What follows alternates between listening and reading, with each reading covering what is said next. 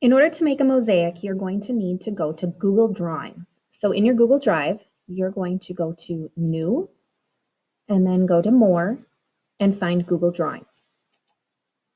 You're going to open up a new Google Drawings template or document,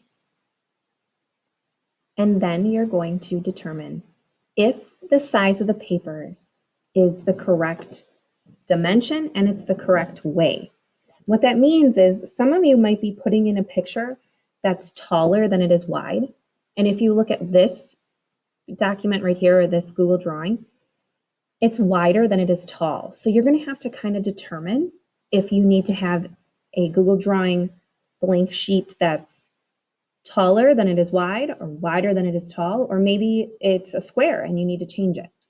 So in order to do that, what you're going to do is you're going to go to File, and you're going to go down to something called Page Setup. All right.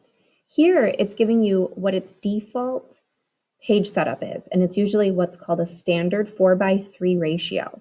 So it's going to be wider than it is tall. You have some options here to change it. So there's widescreen. Widescreen is kind of like how TVs are now. So it's a much wider, longer. There's two different versions of widescreen, and then there's something called custom.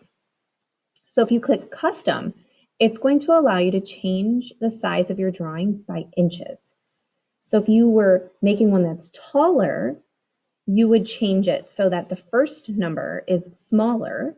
So I'm going to say maybe mine is going to be 8, and my second number is going to be the height of it, and I'm going to say that's by 11. So 8 by 11, I'm going to apply that, and now you can see how much taller my picture got, or my Google drawing.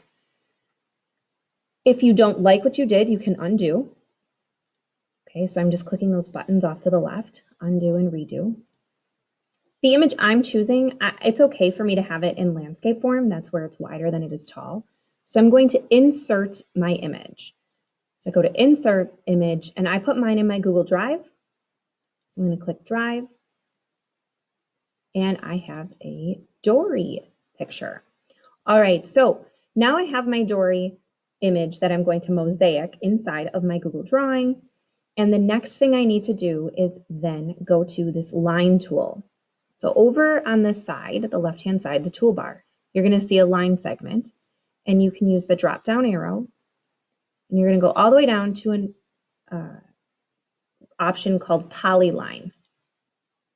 All right, so Polyline functions as a shape generator. It makes really cool shapes.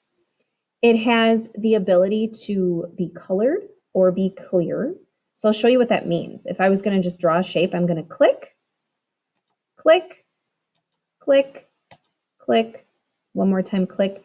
As soon as I connect that last line with my first line, it will fill it in and it will create a shape. And it's whatever shape I drew. Over here in the toolbar, there's a paint bucket tool. That is the fill color. So that means whatever shape I made, I can make it a certain color. So I could change it, and I can make it red. I can make it the Dory blue. All right, so I have a blue shape right now. Next to it, that fill color, you're going to see that there's something called border color. If you wanted to, you could change the color of the border of the shape. I'm going to make mine red so you can see it. And on it, you should be able to see that it really did change it so that the outside of that shape is red. That's helpful at times when you're trying to put your mosaic pieces very close together. That way you can see where one edge of the shape is and the next edge of the new shape starts. That's just a helpful thing. If you don't want that, you can go right to transparent, and then there's no outline in the final. Okay, so you won't see an outline shape. All right, so those are those options. Then there's also this select tool. So I want you guys to see that little arrow. That little arrow allows you to move things. It's also going to give you the ability to grow or to shrink your shapes. That's really helpful when you're trying to place certain mosaic pieces around your drawing. You can tilt them or turn them as well. There's that little circle.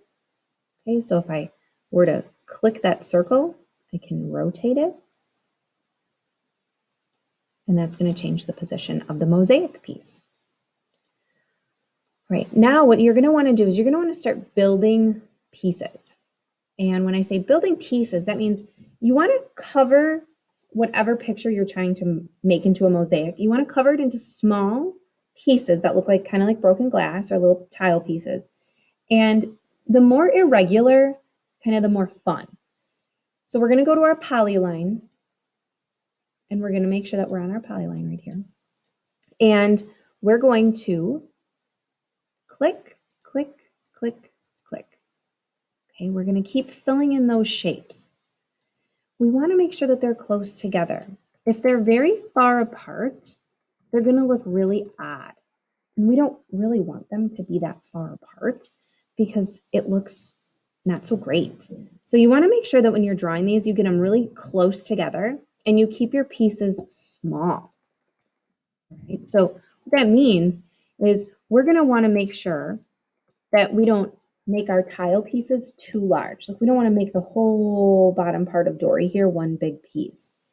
Ideally, your mosaic should have about 100 to 200 pieces.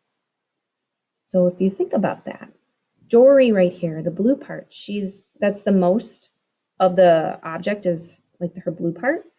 That would be about 75 different pieces. So if you make them too large, it's just gonna look kind of clunky and it's not gonna look very clean and well put together. If you are struggling at making these shapes and making them close together and making them small enough, please ask for help. The tools here, remember, the tools that are going to be helpful are your Polyline tool, your Select tool. Select tool allows you to move things around. And then you have your Fill Bucket tool, so you can change the color. And you have that Outline tool. You're going to want to make sure that you title your drawing. Bergman Mosaic. So type your last name and your mosaic. If there are two people in the same class with the same last name, then you can put your first name after your last name. Otherwise, just your last name and mosaic would be fine. This should automatically save. It's a Google Suite activity, so it'll automatically save. If you know what you titled it, you can always find it. And if you need any help, please just ask.